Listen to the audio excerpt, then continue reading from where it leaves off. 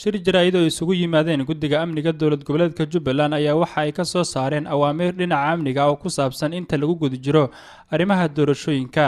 War-saxaafadeed ka soo baxay guddiga amniga ayaa u qornaa sida tan: ujeeddo amniga magaalada Kismaayo maalinta doorashada. Shir ay isugu yimaadeen guddiga amniga dowlad goboleedka Jubbaland oo looga hadlay amniga magaalada Kismaayo inta lagu guda jiro doorashooyinka ayaa falanqayn iyo ka baarandegid dheer kadib guddigu waxa uu soo saaray qodobada hoos ku xusan. Laga bilaabo 6 maqribnimo 20ka bisha 8 ee 2019 ilaa 23ka bisha 8 ee 2019 waxaa la xiray xuduudaha magaalada Kismaayo ee cir, dhul iyo bad.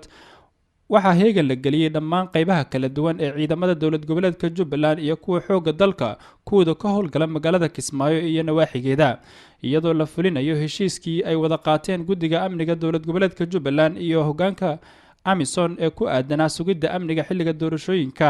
waxaa la farayaa ciidamada booliska dowlad goboleedka Jubbaland iyo booliska Amison inay sugaan adkeeyaan amniga goobta doorashada iyo xilliga doorashada.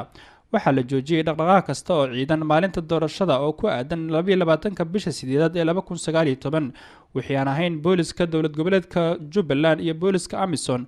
waxaa la farayaa ciidamada in ay xeryahooda ku sugnaadaan iyadoo la fulinayo go'aanka guddiga. waxaa la farayaa hay-adaha amniga dowlad goboleedka Jubbaland, ciidamada Amison, maamulada garoonka diyaaradaha Kismaayo, dekedda Kismaayo iyo baraha kontaroolada laga soo galo magaalada Kismaayo inay xaqiijiyaan meelmaridda go'aankan. ugu dambeyn waxaa laga codsanayaa bulshada reer Jubbaland inay la shaqeeyaan ciidamada ku howlan sugidda amniga magaalada Kismaayo. wararkii ugu dambeeyay ee ka imaanaya magaalada Kismaayo ayaa ku waramaya in magaalada uu ka dhaqan galay bandowga ay ku soo rogeen maamulka Jubbaland iyadoo aysan jirin wax dhaqdhaqaaq ah oo laga dareemayo magaalada Kismaayo.